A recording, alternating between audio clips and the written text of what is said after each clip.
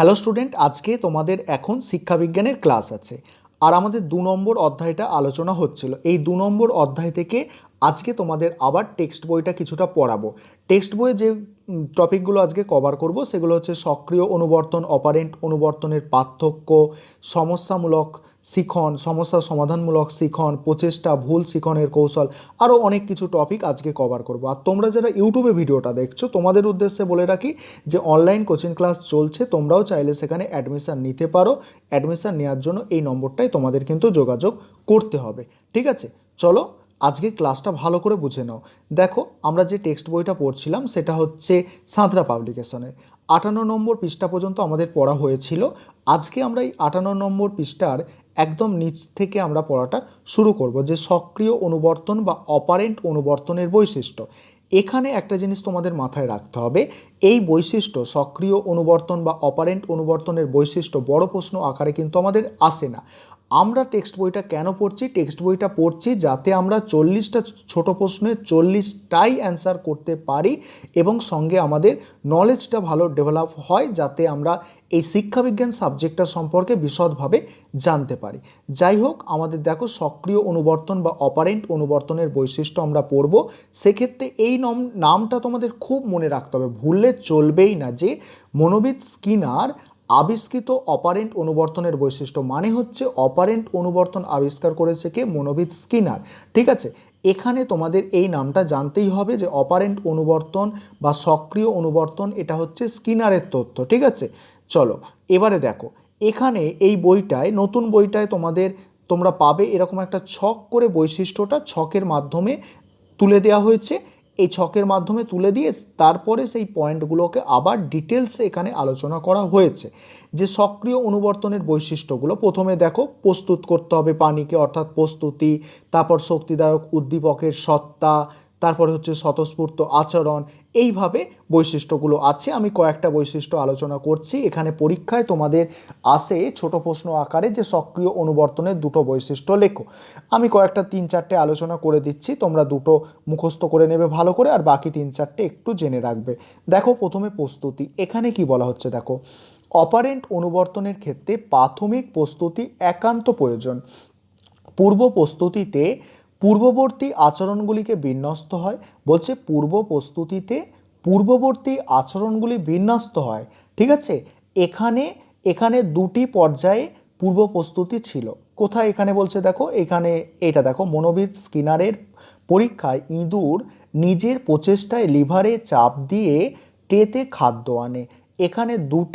এখানে দুটি পর্যায়ে পূর্ব প্রস্তুতি ছিল।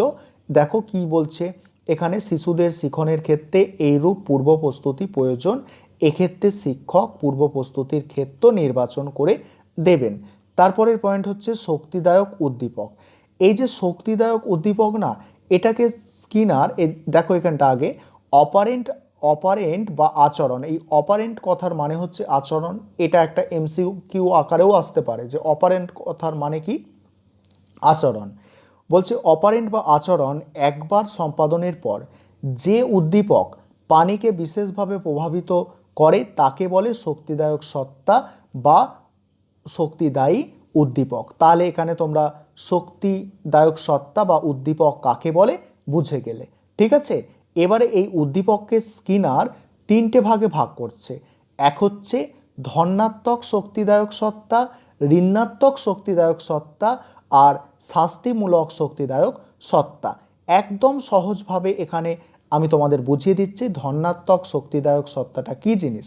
দেখো, যে উদ্দীপক আচরণের পুনরাবৃত্তিতে অনুপ্রাণিত করে, বলছে আচরণের পুনরাবৃত্তিকে অনুপ্রাণিত করে, তাকে বলে ধনাত্মক শক্তিদায়ক সত্তা। স্কিনারের পরীক্ষায় খাদ্যবস্তু ইঁদুরের অপারেন্ট বা আচরণের পুনরাবৃত্তিকে শক্তিশালী করেছিল।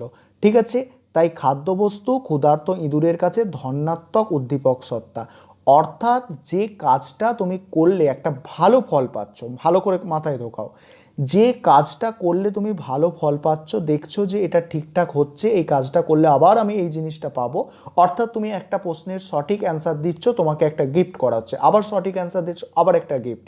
এইভাবে এইটাকে বলছে ধনাত্মক উদ্দীপক, ধনাত্মক শক্তিদায়ক সত্তা। আর ঋণাত্মক শক্তিদায়ক সত্তা কীরকম, তুমি একটা প্রশ্ন ভুল করছো, তোমার 5 নম্বর কেটে নেওয়া হচ্ছে, ফের একটা প্রশ্ন ভুল করছো, ফের 5 নম্বর কেটে নেওয়া হচ্ছে। এইটা হচ্ছে ঋণাত্মক উদ্দীপক, ঋণাত্মক শক্তিদায়ক সত্তা। অর্থাৎ তুমি যে ভুলটা করছো সেটা আর যাতে না করো সেই জন্য। এখানে বলছে যে বিশেষ আচরণের পরিপ্রেক্ষিতে বিকল্প আচরণের পানিকে শক্তি যোগায় তাকে বলে, বিকল্প আচরণে পানিকে শক্তি যোগায় তাকে বলে ঋণাত্মক শক্তিদায়ী সত্তা। যেমন পরীক্ষার্থী পরীক্ষায় অকৃতকার্য হলে অর্থাৎ ফেল করলে বিকল্প আচরণ সমূহ সে নিয়মিত স্কুলে যায়। বুঝতে পারলে?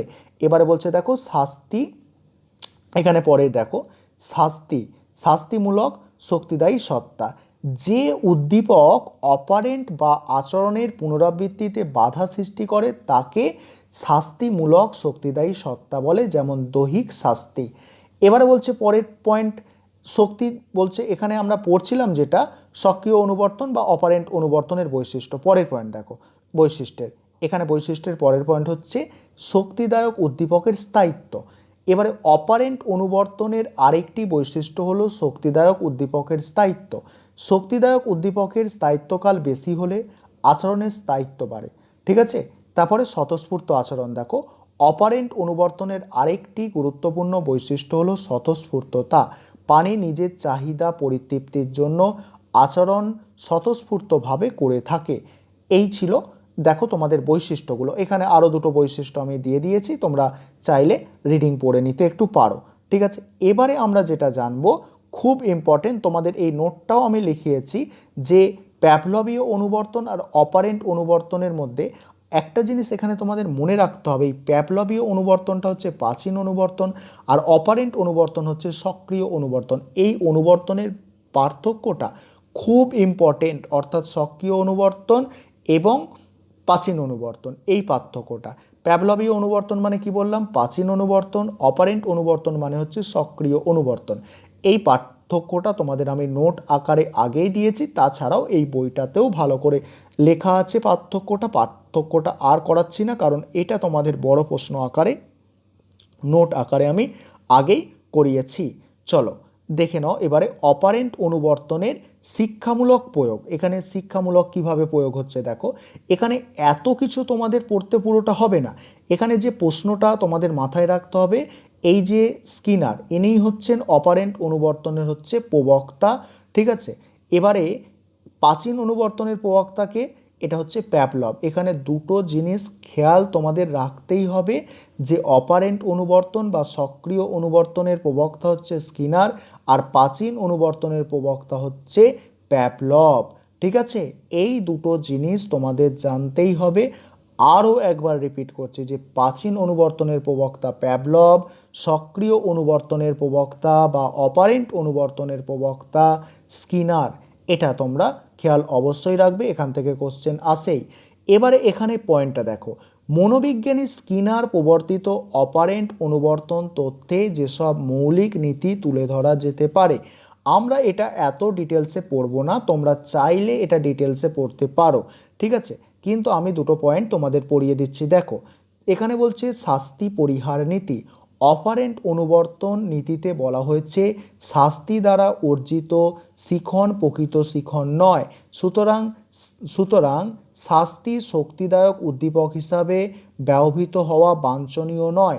তাই মনে রাখতে হবে যে শাস্তির বিরূপ প্রতিক্রিয়া শিক্ষার্থীর জৈব মানসিক সামাজিক বিকাশে আঘাত আনে। সুতরাং শাস্তি দানের পদ্ধতি পরিহার করে শিক্ষার্থীর মানসিকতা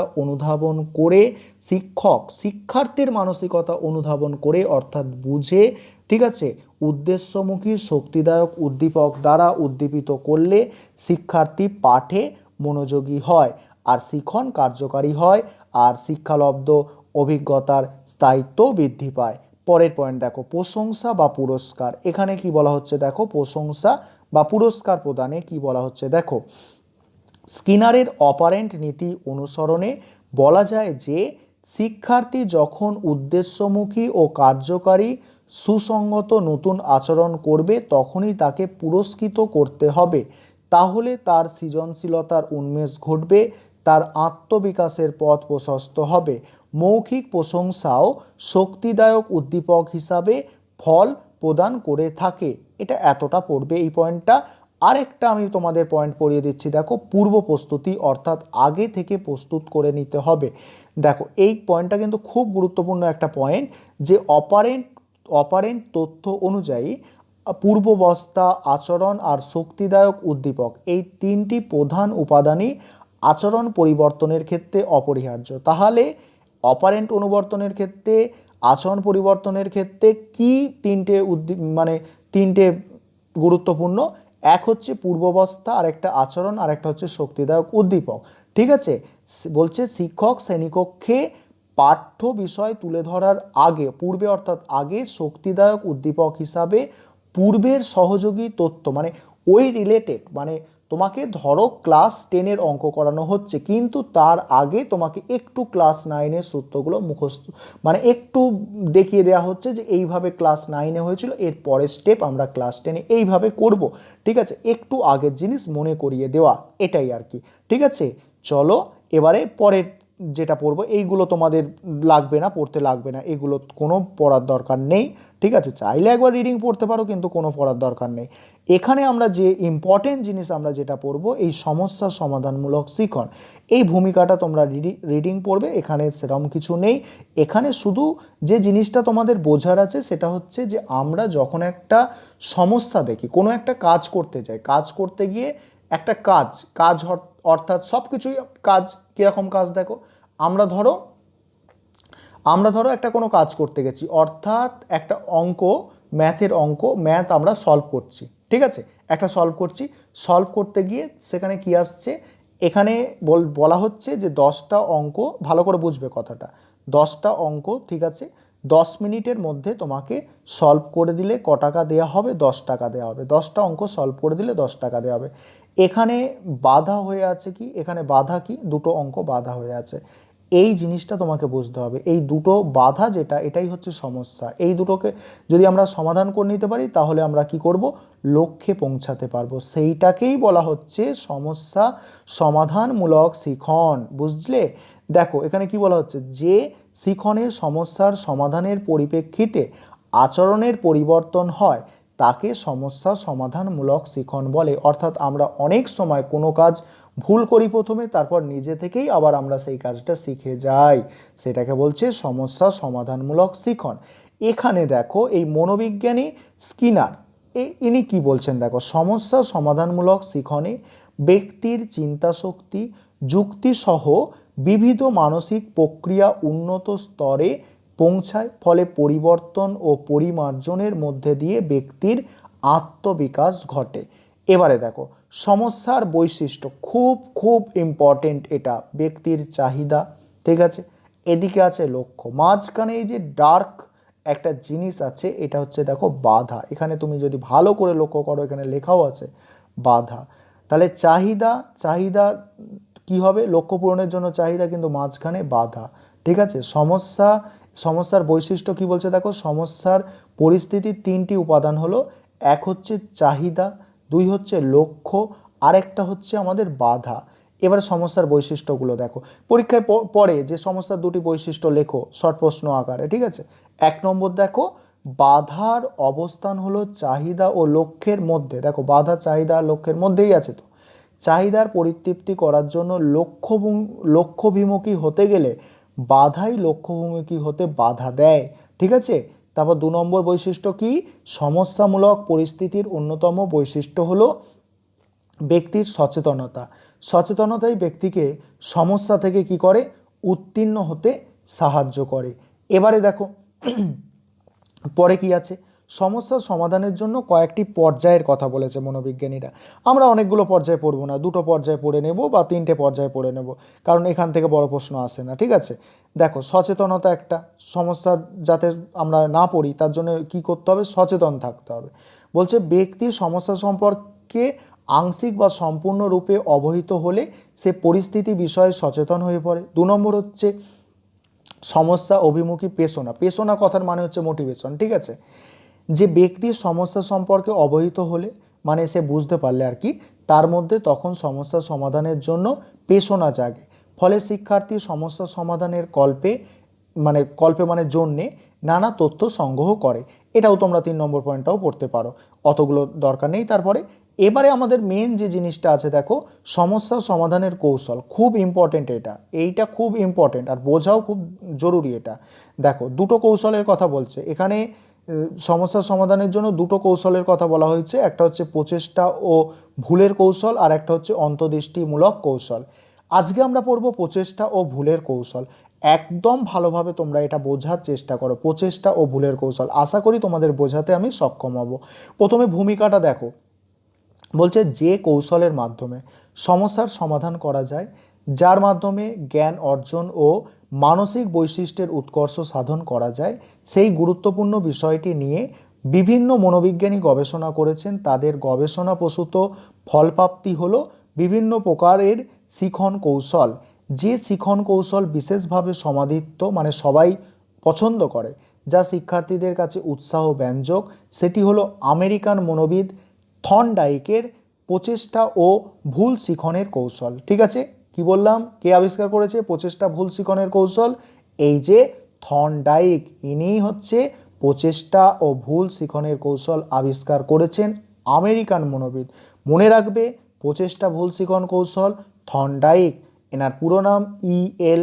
থর্নডাইক। ঠিক আছে, সে কী কী নিয়ে পরীক্ষা করেছে? থর্নডাইকের পরীক্ষার যেসব প্রাণী ব্যবহার করেছে সেগুলোর নাম কি? কুকুর, বিড়াল, মুরগি। তাহলে কি বললাম, যে থর্নডাইক পরীক্ষার জন্য যেসব প্রাণী ব্যবহার করেছেন সেগুলো কি? কুকুর, বিড়াল, মুরগি। ছোট প্রশ্ন এখান থেকে অবশ্যই আসে। ঠিক আছে, এই পার্টগুলোই ভালো করে তোমাদের দেখতে হবে। এবার থর্নডাইকের পরীক্ষাটা বুঝে নাও। এখানে কি বলছে দেখো, বলছে বিশ্বজগতে যা কিছু আমাদের ইন্দ্রিয়কে উত্তেজিত করে, সক্রিয় করে, সেগুলি হচ্ছে উদ্দীপক। এই উদ্দীপকের পরিপ্রেক্ষিতে যে সাড়া পাওয়া যায় সেটা হচ্ছে কি? প্রতিক্রিয়া। বুঝতে পারলে উদ্দীপক কাকে বলে আর প্রতিক্রিয়া কাকে বলে? ঠিক আছে, মনোবিদ থর্নডাইকের মতে এই উদ্দীপক ও প্রতিক্রিয়া নির্ভুল সংযোজনে হয় শিখন। বলছে এই উদ্দীপক আর প্রতিক্রিয়ার মধ্যে একটা নির্ভুল সংযোজন, সেটাকেই বলছে শিখন। এই তথ্য হলো সংযোজনবাদ। ঠিক আছে, আর শিখনে প্রচেষ্টা ও ভুল শিখনের কৌশল, বলছে এই সংযোজনবাদের ওপর প্রতিষ্ঠিত হলো থর্নডাইকের প্রচেষ্টা ও ভুল শিখনের কৌশল, অর্থাৎ চেষ্টা করা এবং সেটা দিয়ে ভুল হলে তারপরে শেখা। এবারে দেখো এই পরীক্ষাটা এবার বোঝো। বলছে এই পরীক্ষার জন্য তিনি ব্যবহার করেন তার তৈরি বিশেষ ধরনের পাজল বক্স। এই পাজল বক্সের বিশেষত্ব হলো এর মধ্যে থাকা ছোট ছোট গলিপথগুলি, এখানে ছবি দেওয়া আছে দেখো, ছোট ছোট গলিপথ। ঠিক আছে, এর ভিতরে বিড়াল ছাড়া আছে, এইটাকে আমি স্ক্যান করেছি বলে ফটোটা এরকম একটু সাদা হয়ে গেছে। ঠিক আছে, দেখো এখানে তাহলে পরীক্ষার জন্য কী কী নিচ্ছে দেখো। এখানে বলছে যে কি দিচ্ছে দেখো, বলছে নির্দিষ্ট গলিপথ ব্যবহার করলে পানিটি বাক্সের দরজার কাছে পৌঁছায়। এখানে দরজা খোলার জন্য যান্ত্রিক ব্যবস্থা থাকে, যেমন কোনোটিতে বোতাম থাকতে পারে, কোনোটিতে লিভার থাকতে পারে। ঠিক আছে, আর পরীক্ষার নিমিত্তে কি ব্যবহার করেছে? ক্ষুধার্ত একটা বিড়ালকে নিয়েছে। ঠিক আছে, বাক্সের কাছাকাছি একটা পাত্রে খাদ্যবস্তু অর্থাৎ মাছ এখানে দেখো রেখেছে, এখানে লিভার আছে। ঠিক আছে, লিভার আছে, এখান থেকে এই গলিগুলো দিয়ে এই লিভারে চাপ দিলে, সেই গলিগুলো পেরিয়ে লিভারে চাপ দিলে বেরিয়ে আসতে পারবে, বেরিয়ে আসলে মাছটা কিন্তু খেতে পারবে। ঠিক আছে, এটাই তার পরীক্ষা। এবার পরীক্ষাটা কেন করেছে দেখো, এখানে বুঝতে পারবে তোমরা। দেখো এখানে বলছে এই সমস্যামূলক পরিস্থিতির 3টি উপাদান থাকে। এক হচ্ছে ক্ষুধার্ত বিড়ালের চাহিদা আছে, লক্ষ্য আছে, আর লক্ষ্য আর চাহিদার মাঝখানে কী আছে? বাধা আছে। বাধা হচ্ছে এই লিভারটা। ঠিক আছে, এই লিভারটা হচ্ছে বাধা। তারপর দেখতে থাকো, এখানে 3টে পর্যায়ে পরীক্ষাটা হয়েছে। প্রথম পর্যায়ে দেখো, প্রাথমিক পর্যায়ে বিড়ালটি বাক্সের মধ্যে বিক্ষিপ্তভাবে দৌড়দৌড়ি করছে, অর্থাৎ এর মধ্যে ছোটাছুটি করছে বাইরে বার হওয়ার জন্য। আকস্মিকভাবে নির্দিষ্ট গলিপথের মধ্যে দিয়ে দরজার কাছে পৌঁছায়।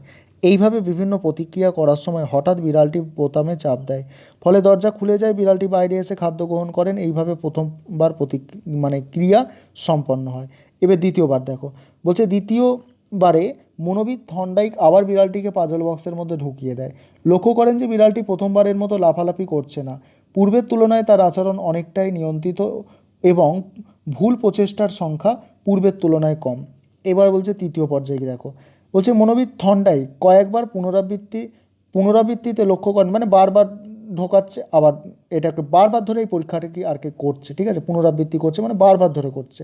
করলে কি দেখছে দেখো, বিড়ালটি ভুল ক্রমশ শুধরে পূর্বাপেক্ষা কম সময়ে গলিপথ অতিক্রম করে দরজার সামনে আসে এবং পূর্বাপেক্ষা কম প্রচেষ্টায় দরজা খুলে বেরিয়ে এসে খাদ্যবস্তু গ্রহণ করে।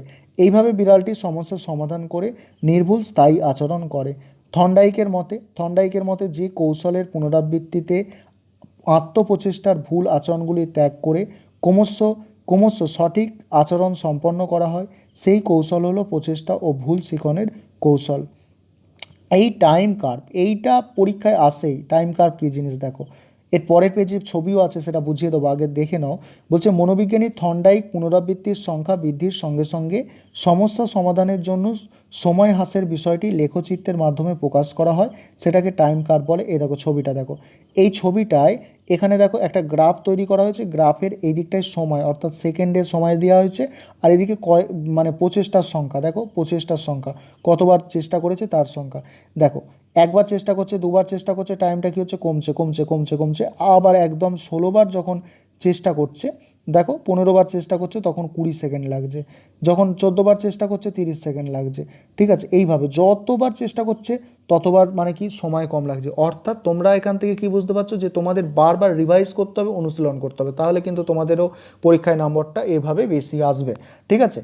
এবারে তোমাদের এখানে এই সিদ্ধান্তটা দেখে নিতে হবে একটু, ঠিক আছে। এখানে বলছে সিদ্ধান্তে কি আসছে, এর ফলে দেখো প্রাণীরা শিখনের ক্ষেত্রে ভুল আচরণগুলি ক্রমান্বয়ে বর্জন করে সঠিক আচরণ আয়ত্ত করে। ভুল আচরণগুলি বর্জন এবং সঠিক আচরণগুলি গ্রহণ সবই যান্ত্রিকভাবে ঘটতে থাকে, আর সমস্যা সমাধানমূলক শিখন কৌশলটি আত্মসক্রিয়তায় ঘটে, ঠিক আছে। এই ছিল আজকের ক্লাস। পরে আমরা এই থর্নডাইকের সূত্র থেকে পরের ক্লাসে আমরা জানবো এই থর্নডাইকের সূত্র থেকে। এতটাই আজকে আমাদের আলোচনা হলো।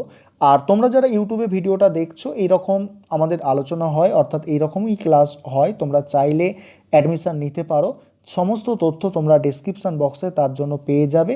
ডেসক্রিপশান বক্সটা একটু চেক করে নেবে যে কিভাবে অ্যাডমিশান হবে বা কী প্রক্রিয়া আছে, তার কত টাকা করে মাইনে দিতে হবে, সব তোমরা ডেসক্রিপশান বক্সটায় পেয়ে যাবে।